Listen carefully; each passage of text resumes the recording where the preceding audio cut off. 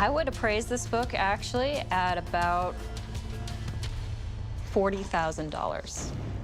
Let me tell you, you are lucky. You probably saved my job. Well, you can thank me with some chocolate or something. One moment that many viewers of Pawn Stars still remember is when rare book expert Rebecca Romney calmly examined an old book and explained that it could be worth around $40,000.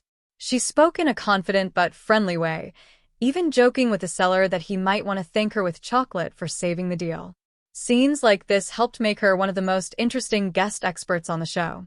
While many experts on the series focused on coins, weapons, or historical items, Romney brought something different. She introduced viewers to the fascinating world of rare books and historical texts. Her calm personality and deep knowledge made her stand out immediately. Fans quickly noticed that whenever a rare book appeared in the pawn shop, Rick Harrison often called Rebecca to take a closer look. She explained complicated details about printing history, paper quality, and authors in a way that ordinary viewers could easily understand. For many people watching at home, it was the first time they realized that old books could be worth thousands of dollars. Some books even had the same historical value as famous paintings or ancient artifacts. Because of this, Rebecca Romney became a trusted voice on the show. However, behind her calm presence on television was a much bigger story. Her journey into the rare book world was unusual, and her sudden disappearance from the show later created questions among fans. Some viewers wondered what really happened and why she stopped appearing on the series. To understand the full story, it helps to look at her life before television and the surprising path that brought her into the spotlight. Before she ever appeared on television, Rebecca Romney was already deeply interested in learning and language. She was born on April 6, 1985, in Phoenix, Arizona. As a child, she loved reading and exploring new ideas. Instead of focusing only on popular hobbies, she became interested in subjects like philosophy, history, and classical literature. This curiosity shaped the direction of her education later in life. When she became a student at Brigham Young University, she studied philosophy and classical studies. These subjects require careful reading, logical thinking, and strong research skills. During her studies, Romney also developed an impressive talent for languages.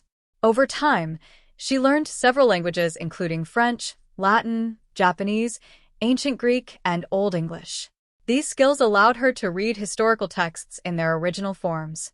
For someone interested in literature and history, this ability opened many doors.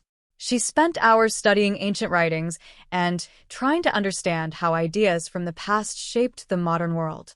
Many people who knew her during these years say she was extremely curious and always eager to learn more. At first, however, she did not plan to work with rare books. Her dream career was to become a philosopher or a translator who could study and explain important historical texts. But sometimes life takes unexpected turns.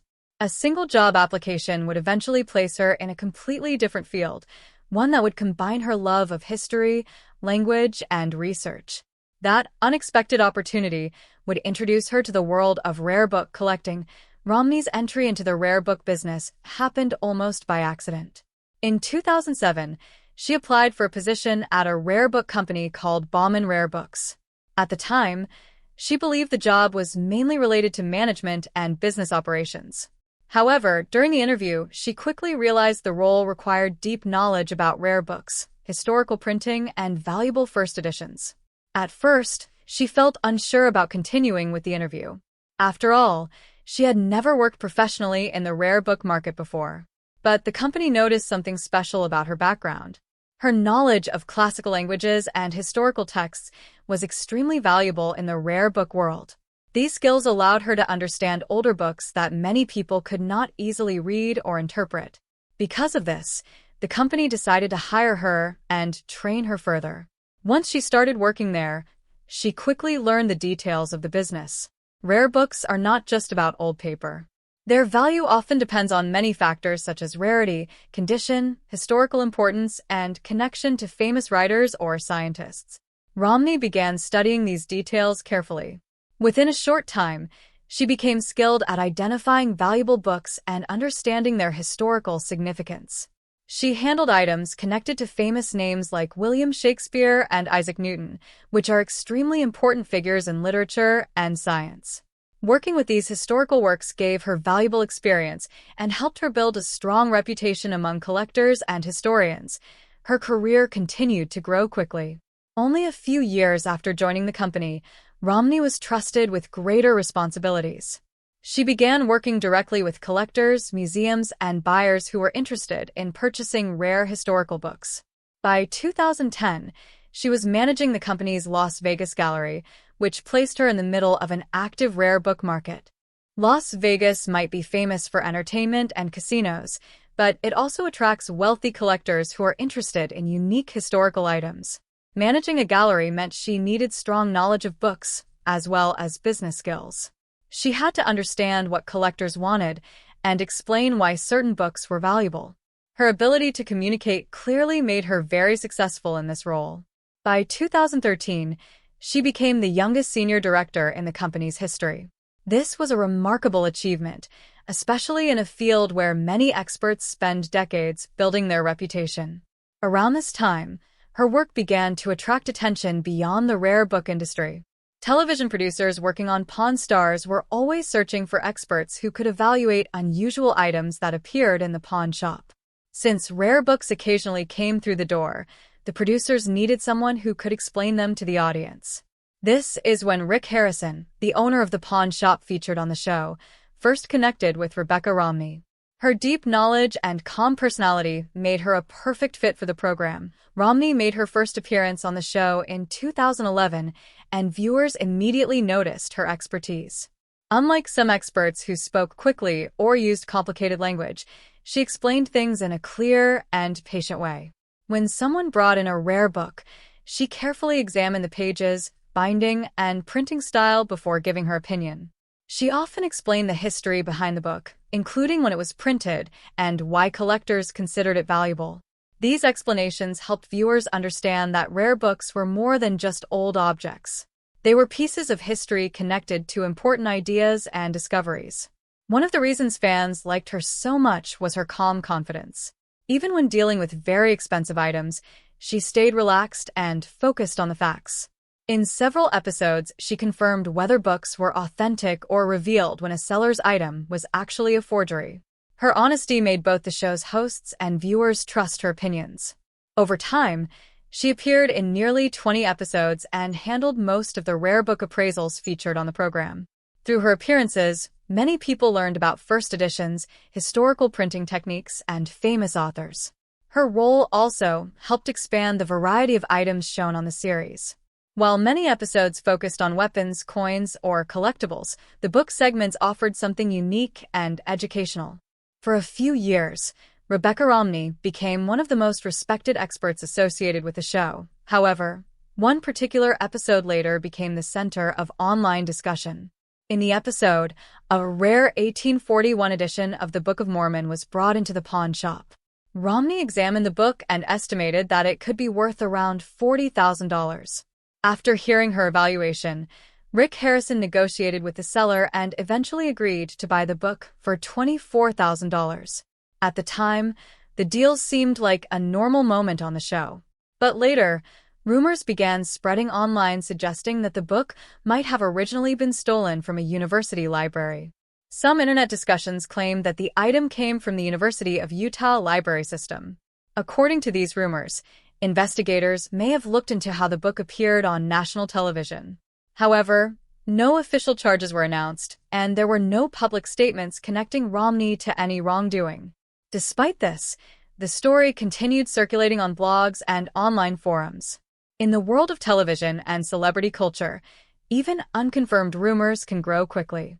Because the episode involved a valuable historical book, many viewers became curious about the situation. Questions appeared online asking whether the item had been returned or investigated. Although the full details were never publicly confirmed, the story added an element of mystery to Romney's time on the show. For fans who had grown used to seeing her regularly, the next development was even more surprising. By early 2015, Rebecca Romney suddenly stopped appearing on Pawn Stars.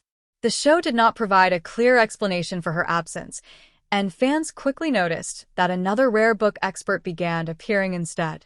Because viewers had already heard rumors about the earlier book controversy, many people assumed the two events were connected.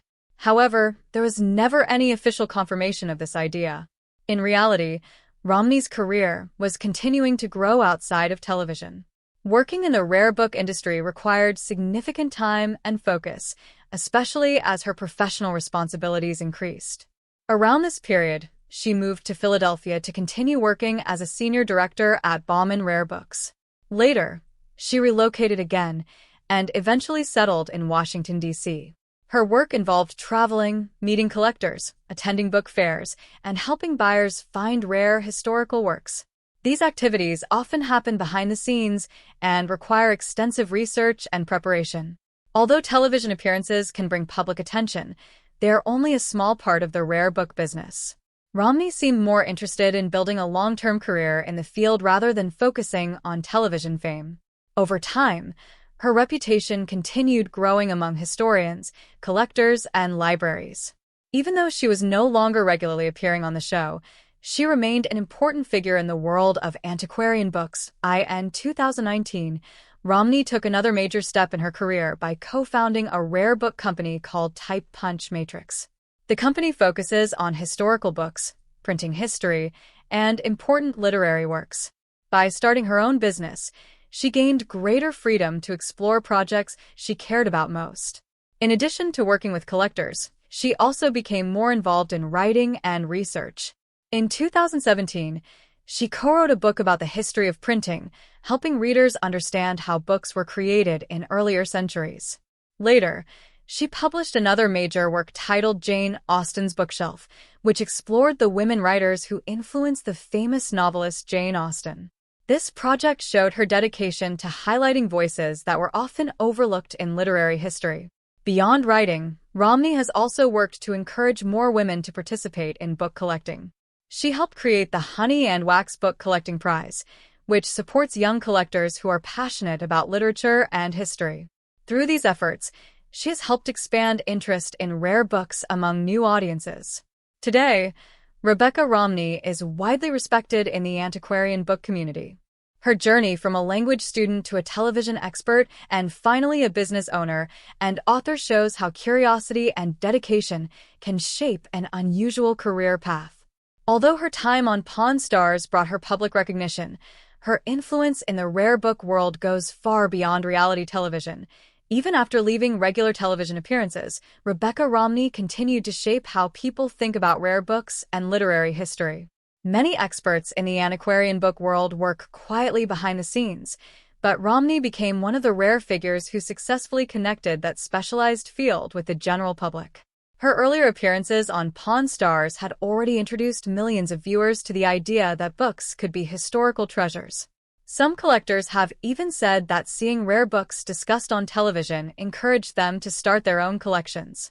Instead of focusing only on the financial value of books, Romney often emphasized the cultural and intellectual importance of the works themselves. She explained that every old book carries a story about the time when it was printed and the people who once read it. In many interviews and public talks, she has said that rare books are like windows into the past. When someone holds a centuries-old book, they are touching the same pages that readers experienced hundreds of years earlier. That connection between past and present is one of the reasons collectors care so deeply about preserving these works. Romney's ability to explain this idea in simple language helped make the rare book world more accessible to people who had never thought about it before. Over time, she became known not only as a business expert but also as an educator who could inspire curiosity about literature and history. This combination of knowledge and communication skills helped her build a strong reputation that continued long after her television appearances ended. As her influence grew, Romney also became more active in research and publishing. Writing books allowed her to explore literary history in greater depth than television ever could. Her work Jane Austen's Bookshelf received particular attention because it explored an important question about the famous novelist Jane Austen. Instead of focusing only on Austen's own writing, Romney examined the authors whose works Austen might have read while developing her ideas. Many of these writers were women whose contributions to literature had been forgotten or overlooked over time. By studying historical records and surviving books, Romney helped bring attention back to these early female authors. Her research showed that literary history is often more complex than people assume. The success of a famous writer is usually connected to many other voices that influence their thinking. By highlighting these connections, Romney encouraged readers to see literature as a network of ideas rather than a series of isolated masterpieces. Scholars and readers praised the book for making an academic subject easier for general audiences to understand. This approach matched the communication style she had already shown on television, careful research combined with clear and friendly explanations. Through writing and public speaking, she continued encouraging people to explore the history of books and reading. For someone who once planned to become a philosopher or translator, this work represented a natural continuation of her early interests in language, knowledge, and cultural history. Another important part of Romney's career has been her effort to support new collectors and expand opportunities in the rare book world. Historically, the field of book collecting was often dominated by wealthy individuals and established institutions. Younger collectors sometimes felt that it was difficult to enter this community because rare books could be extremely expensive. To help change this situation, Romney became involved in projects that encouraged new voices and perspectives. One of these efforts was the Honey and Wax Book Collecting Prize, which she helped promote as a way to recognize passionate young collectors. The prize invites students and emerging collectors to describe their personal book collections and explain why those books matter to them. The goal is not simply to reward expensive items, but to celebrate curiosity, creativity, and love for literature. This idea reflects Romney's belief that collecting books should be about learning and discovery rather than only about investment value. Winners of the prize often receive recognition, financial support, and opportunities to connect with experienced collectors. Over time, programs like this have helped bring new energy into the antiquarian book community. Many young readers who first discovered rare books through television or online discussions have found inspiration in these initiatives. By supporting education and outreach, Romney has helped ensure that the world of rare books remains active and accessible for future generations. Today, Rebecca Romney is widely respected as both a scholar and a business leader in the antiquarian book trade. Her company Type Punch Matrix continues working with collectors, libraries, and historians who are searching for important historical books. Through this work, she helps preserve valuable texts and connect them with people who appreciate their significance.